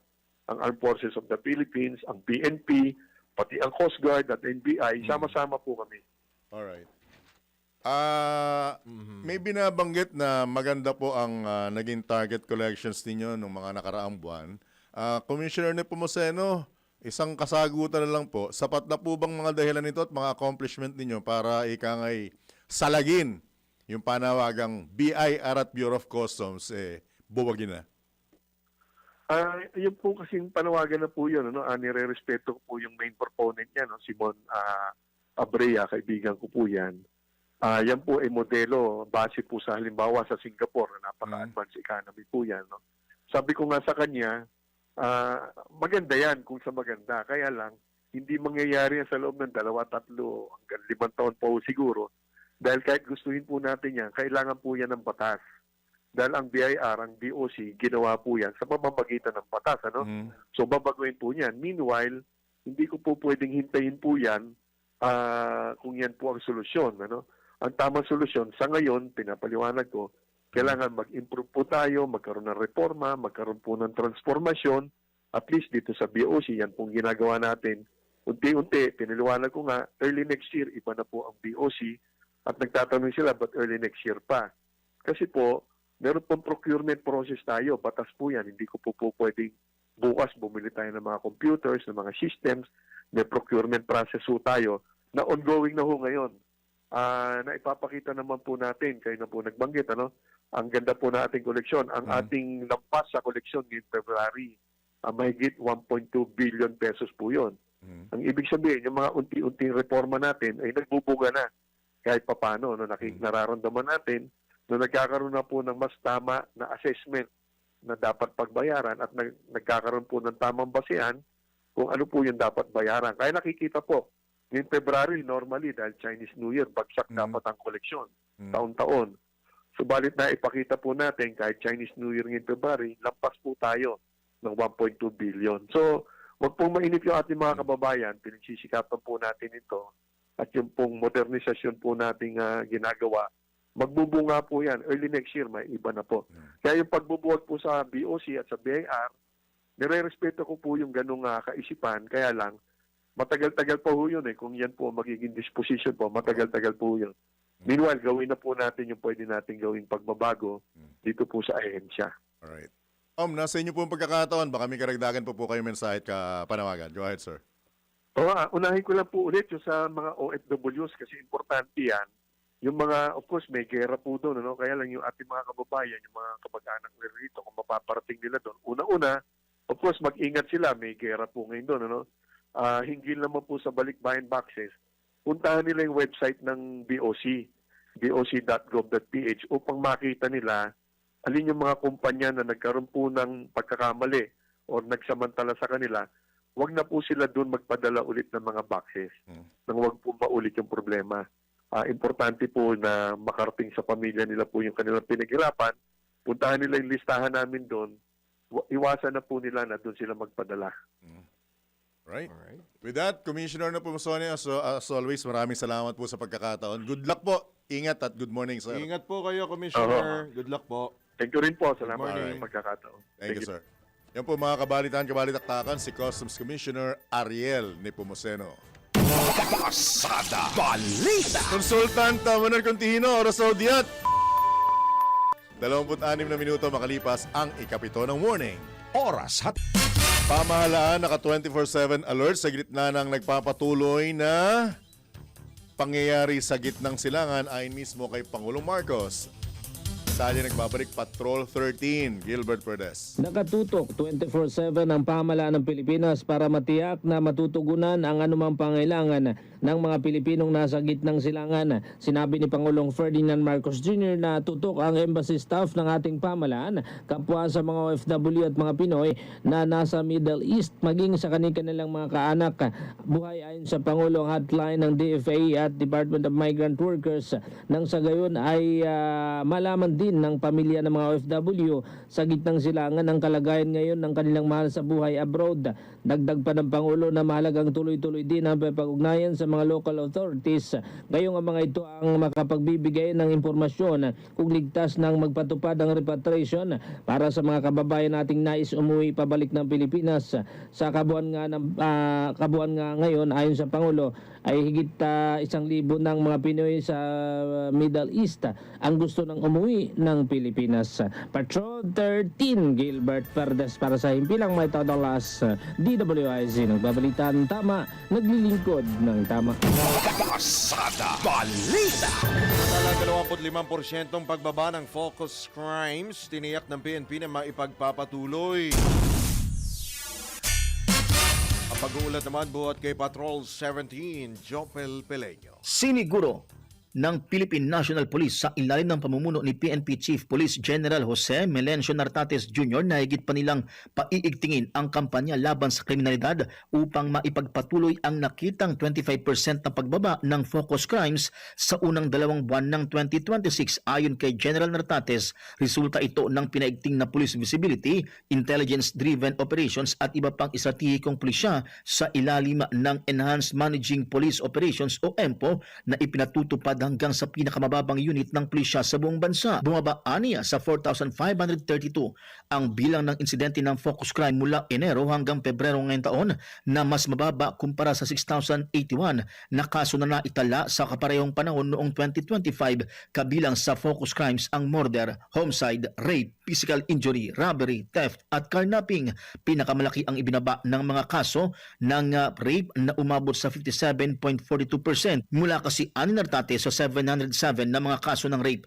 Bumaba na ito sa 301 cases. Ito si Patrol 17 Chopel Peleño para sa Himpilang May Todong Lakas, DWIZ. Nagbabalita ng tama, naglilingkod ng tama. Kapag may bagong balita, naka-on air, agad-agad, DWIZ Patrol Report.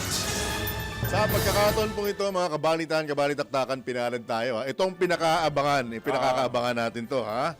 Dahil nasa kabilang linya na po ang Oil Industry Management Bureau Director ng Department of Energy, si Director Rino Abad. Director Abad, good morning po. Johnny Bañez, Drew Nasino, live na po tayo sa DWIZ, Alo Channel 23, sir. Good morning po, Director.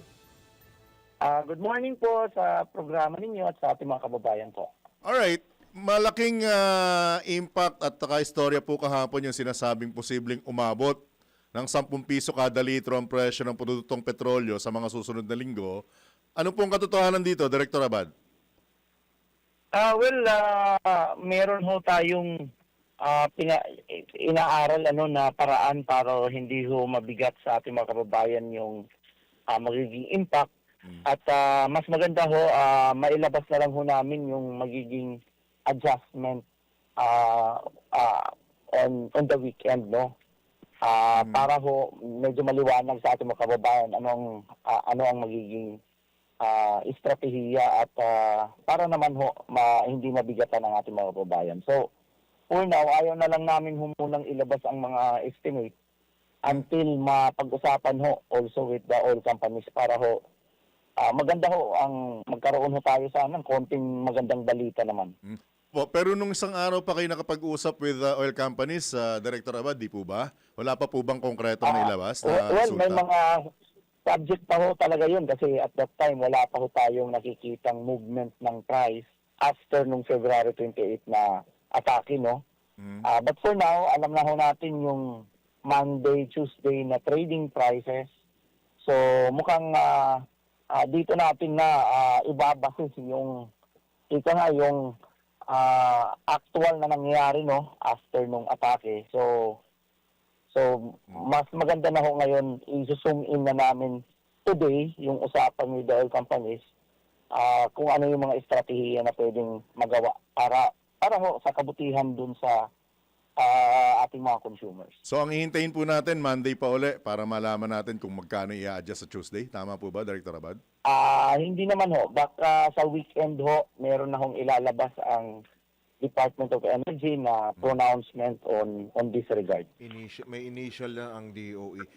Well, opo, Director, kahapon nga rin binabanggit po ni Pangulong Bongbong Marcos na siya po ay hihirit po ng special powers o karagdagang kapangyarihan sa Kongreso para po mapababa ang excise tax sa langis. Dahil nga po dito sa kaguluhan dyan po sa Middle East. Ano pong take po ng Department of Energy, particular po ng OIMB dito po sa pahayag po ng Pangulo? Well, ang emergency powers ay within the scheme ng estratehiya naman ng buong bansa, no, ng buong government, no. Hindi na ho kakaiba yan at ang maganda ho diyan, kontrolado naman ng Kongreso yung mga parameters na ibibigay, including the period kung kailan siya i-exercise. At ang effect naman yan ay mapabilis yung kung anong programa ang pwedeng magawa ng government para din sa kabutihan ng ating mga kababayan. So, definitely we fully support yung ganyang mekanismo para ho mapabilis ho talaga. Kakaiba ho kasi ang bilis pag ganyan ho ang binibigay na power sa ating head executive at of course yung effect niya sa bilis din ng aksyon ng mga departments. Right. Mismong ang Pangulo po, with your indulgence, Director Abad, ang nagtiyak na sapat ang supply pa ng langis natin na pwedeng tumagal ng 50 hanggang 60 araw. Or 2 months. Nangangahulugan po ba ito na ika nga hindi tayo dapat mangamba at hindi dapat talaga magkaroon ng malakihang pag-a-adjust sa presyo ng mga produktong petrolyo, Director Abad? Well, yan ho ang isang confirmation kasi weekly naman ho ang mga report sa amin ng oil companies sa mga inventory nila. Kaya nag-confirm ho dun sa meeting sa Monday ang ating kalihim sa mga oil companies mismo na representatives para ho i-confirm yung availability ng inventory na. At totoo yan, andyan ho ang inventory na yan. Kaya lang, of course, yan ay minimum, in compliance sa minimum inventory requirement. Hindi ho yan designed to sagutin yung kung prolong ho na talagang mawalan ng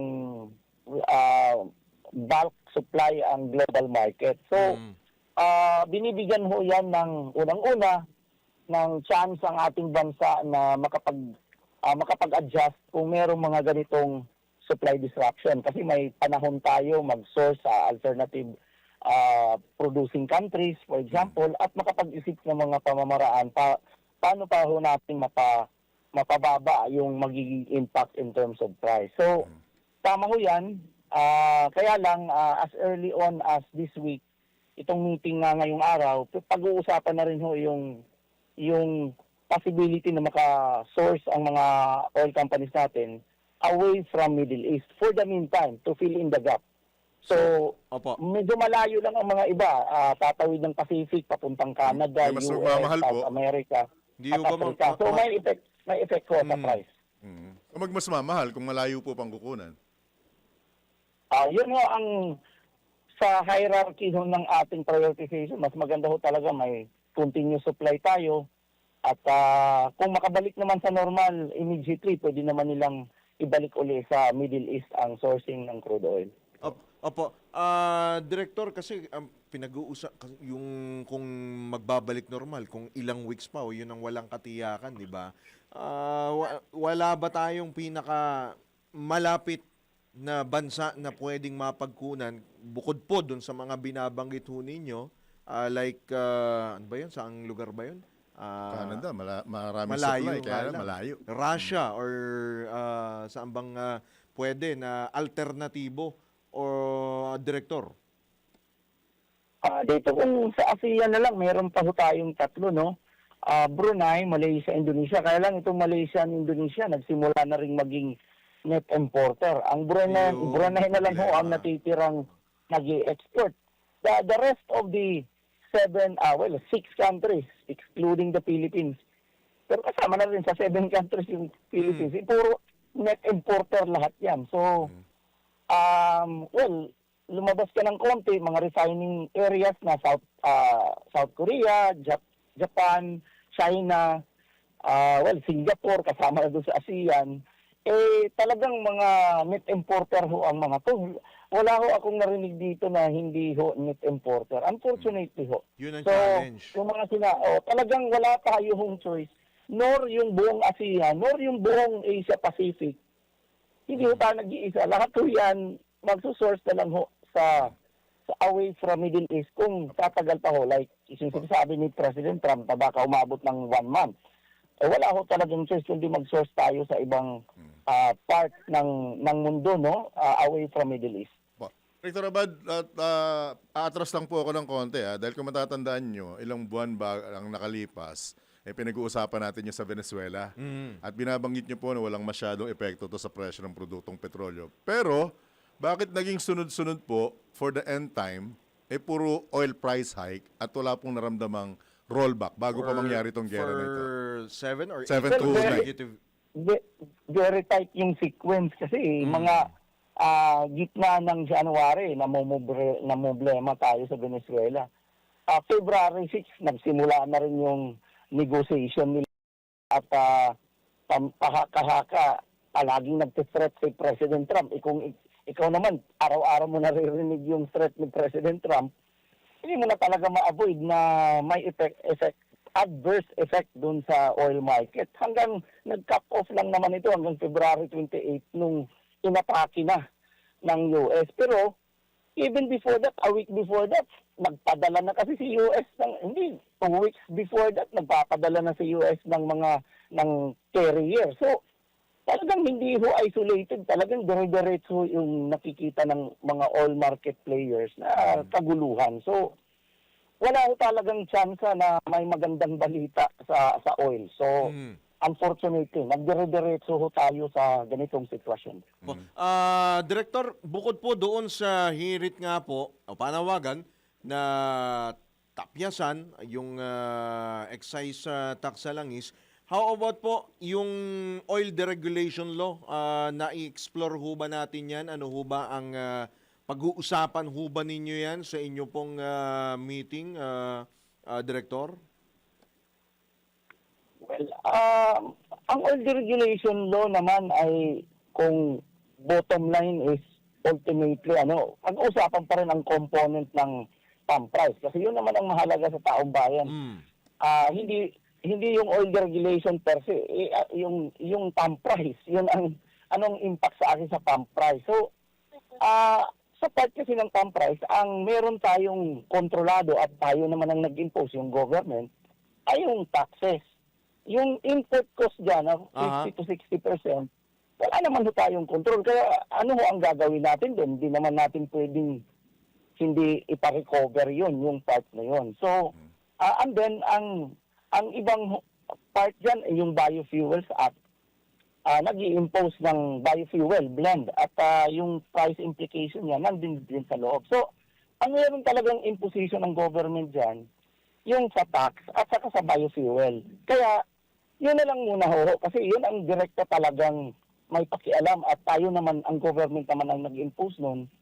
Pwede, dun ho ang inaaral ngayon sa emergency power ng presidente, baka yun ho ang tutukan yung dalawang component na yun. Kaysa doon sa input cost na very unfair naman yung pakialaman pa natin yun kasi ano na yun cost na yun to import na petroleum products at saka yung kanilang recovery ng mga operating and yung profit margin kasi kailangan naman ho din ng mga oil company. Victor, on my side, I hope you won't mind. Makatitiyak po ba tayo na ang gobyerno, tayong DOE, ang on top of situation, hindi ang mga oil company? Of course, hindi ho natin masabi talaga na talagang kailangan ho natin na nag-deregulation tayo. Wala na ho talagang facility, wala na nga ho talagang trading arm ang ating government. Unfortunately, ibinigay ho natin to sa participation ng mga private sector. So, more than ever, we have to recognize yung importansya ng very close and harmonious relationship with the oil company. So, kasi tayo din ang gumawa ng sistema na ibigay natin sa kanila yung trabaho na yan. At of course, we recognize at most recognition na we have to really closely work with the oil company. So, hindi ko masabi kung on top or what. Ang importante ho, kailangan ho closely coordinated ang action, kailangan ho closely monitored ang bawat action, bawat hakbang, one step all the way sa pagka-resolve ng problema na to. Alright. With that, Director Abad, baka may karagdagan pa po kayo mensahe. Meron po kayong mga payo sa ating po mga kababayan, lalo na yung sinasabi ni Pangulong Marcos, maghanap ng paraan para makatipid sa konsumo sa krudo. Well, ayoko na ho naman masyadong guluhin no, yung mga lakad at mga negosyo ng ating mga kababayan. Importante ho sa kanila yan. Pero may mga importante din hong reminder. Unang-una, ang mga oil companies nag-o-offer diretso ng mga discount from, ang nakita kong list, 1 peso, 2 peso, 4 pesos, mayroong 5 peso pa na nakita kong discount. Huwag mong kalimutan. More than ever ngayon, ang panahon ngayon, dapat hanapin ho yung may mga discount. Malaking bawas ho sa gastusin natin. Pangalawa ho, antabayanan ho ninyo na closely working ho ang Department of Energy with the oil companies. Hanapan ho namin ng paraan paano hindi ho paano mo ma-mitigate yung impact ng price. At the same time ho, kung kakayanin pa rin ho ng ating mga kababayan na magtipid, para-paraan na lang ho, carpooling, public transport, iwasan muna yung mga unnecessary na mga lakad kung kinakapuso tayo sa budget. So, kung kinakapuso so lahat na lang ho ng paraan, kailangan magtulungan government, oil companies, at saka of course ultimately ang ating mga kababayan. Alright. Director Abad, maraming salamat sa pagkakataon at sa mga susunod na panahon, aabalahin namin kayo muli. Salamat po. Good morning. Good luck po. Anytime po. Magandang umaga ulit sa lahat. Salamat po. Alright. Yan naman po ang pahayag, ang tinig ni DOE Oil Industry Management Bureau Director Rino Abad. Pasada Balita. So paano? Kabalitaktakan. Kung malapit lang naman ang lakad ninyo, lakarin nyo na talaga. Ngayon, kung hindi naman importante lakad nyo, pwede ba tumigil na lang kayo sa mga tahanan ninyo? Magbisikleta na lang daw. Kung wala rin lang maayos sa Sabi naman pupuntahan, di ba? Oh. Ngayon, para sa ewan ko, hindi ko na malaman kung paano ko isa-segue. Baka magalit na tambayan sa akin dito. Diba? Hindi kasi hindi mo pa, saan ka pupunta? May choice ba? May choice ba? Yun ang tanong. Ang tanong, Tinanong ko nga kung pag saan oil pwede. price ang gumalaw, domino effect yan. Malamang. Domino effect yan. Pag umangat ang presyo ng produktong petrolyo, tumakbo ka na sa tatakbuhan mo kasi lahat yan apektado. Ngayon, yung serye ng sinasabi nating oil price hike, ang dami epekto. Yung pagpapalabas sila ng 10 piso, 7 hanggang 10 piso, ang dami nag-react. TNVS, taxi, lahat ng transportasyon nag-react. O, anong gagawin mo? Alam ka namang may pupuntahan kang malayong lugar, lalakarin mo? Magbibisikleta ka? Mag-aangkasan kayo sa motor? Paano Pamilya? naman yung si nanay? Magpapa-check up. O kaya nga, anong gagawin natin? Paano si lolo? May sinturon pa ba tayong hihigpitan? Ang tanong. Ano ba? May kumot pa ba tayong pagsasama-samahin natin? Wala nang salawal yun. Di ba? Ang sa akin lang, itiyakin lang natin yung supply ng ng crudo, okay yan Pwedeng sabihin, tiniyak na nga ng Pangulo kaso yung presyo. Yung presyo. Di ba? Kung may produkto ka, wala kang pambili, anong gagawin mo? Di ba? At saka yung sa mga mayayaman dyan, utang na loob, Baka naman pwede yung mga SUV nyo, magpaangkas kayo. Pahiram nyo naman. May papayag bang ganon? Di ba? So, anyway. Ilabas nyo yung bus ng BJMP. Sasakay ka ron? Ha? Ayaw. Tidsundo? Oo. Basta yung suot mo, may letter P. Hindi, kahit orange Yun lang na lang. naman ang Kahit kondisyon walang dun P, Orange na lang. Buti ba to? Walang problema to isang to. Ha? Puro SUV sa sakyan ito. SUV yan. Ha? Kailang di umaandar. Sa tubig. Ay, nako, daanin lang natin sa tawa. Pag hindi, ay, Diyos ko po. What's happening to our country, General? Winner Cantihino, Engineer. Oras mo na sa hudyat. 10 minutes bago mag 8 a.m. That time Normal cash withdrawal threshold nito sa 1 milyong piso mula sa 500,000 pesos. Ayon sa BSP, ginawa nito ang adjustment sa enhanced due diligence o diligence policy nito upang matutukan ang mga higher risk activities habang ini-streamline ang proseso sa mga lehitimo at normal na transaksyon ng pera. Dagdag pa ng BSP, ginawa nito ang adjustment tapos madiskubring lagpas sa original na threshold ang karamihan sa mga malalaking lehitimong cash transactions. Naging konsiderasyon din nila ang pagsasagawa ng enhanced due diligence sa kada customer para sa mga individual o negosyong may regular na malalaking transaksyon. Pasada Balita. Mga balitang dapat alam mo kahit sa labas ng bansa. DWIZ Balita sa ibang bansa. Inatake na rin ng Iranian drone ang konsulado ng Estados Unidos sa Dubai sa UAE.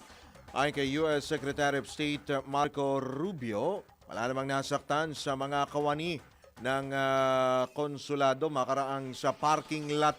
Bumagsak ang drone habang pinag-iisipan na ang pagbabawas ng mga embassy at consulate personnel sa Middle East upang maiwasang madamay sa nagpapatuloy na sigalot sa Middle East.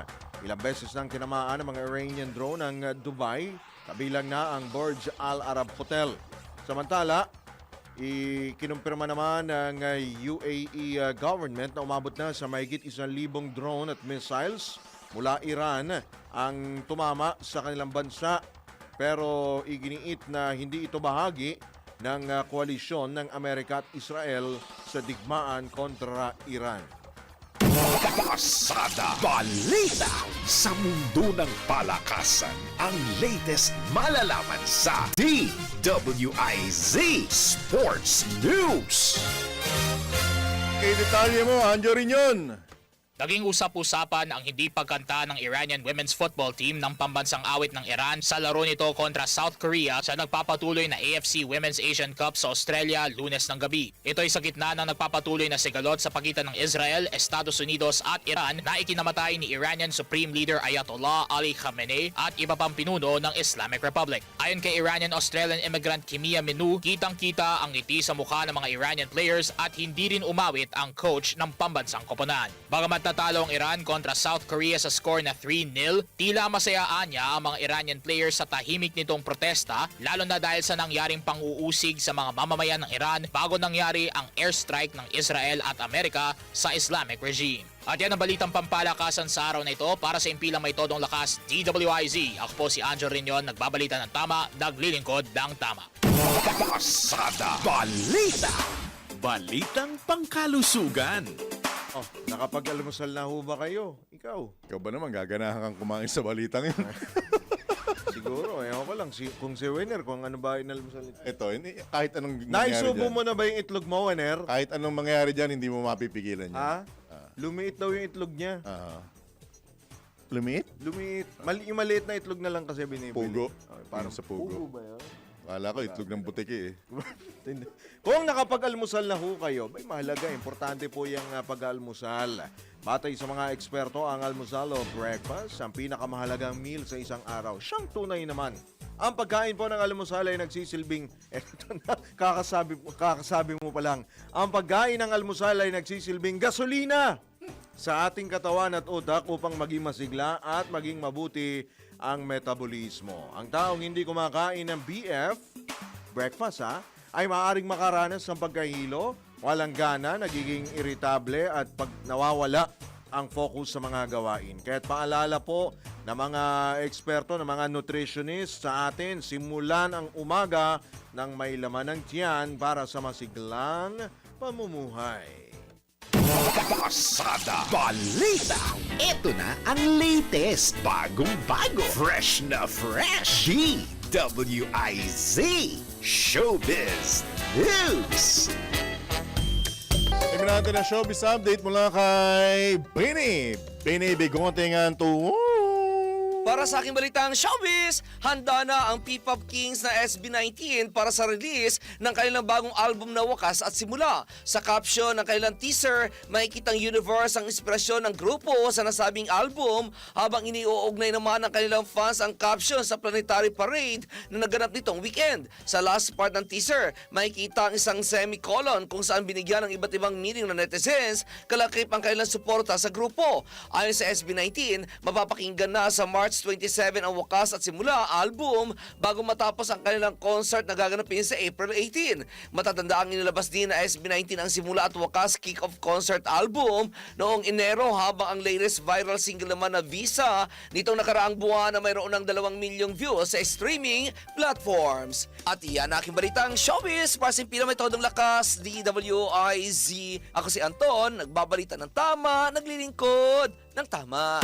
Pasada Balita. Good news po para sa mga kababaihan, maghahandog ng libreng sakay ang LRT2 at MRT3 para sa lahat po ng kababaihan bilang pakikiisa ng ahensya sa pagdiriwang ng International Women's Month. Sa magkaiwalay na social media post ng LRT2 at MRT3, inilabas ang schedule ng libreng sakay sa March 8, habang sa March 9 naman sa MRT3. Ayon pa sa pamunuan ng dalawang nasabing railway, magsisilbing simpleng pasasalamat at pagkilala sa mahalagang ambag ng bawat babae sa lipunan ng naturang hakbang. Pareho magsisimula ang libreng sakay ng dalawang railway line mula alas 7 hanggang alas 9 ng umaga at alas 5 ng hapon hanggang alas 7 ng gabi. Pasada Balita.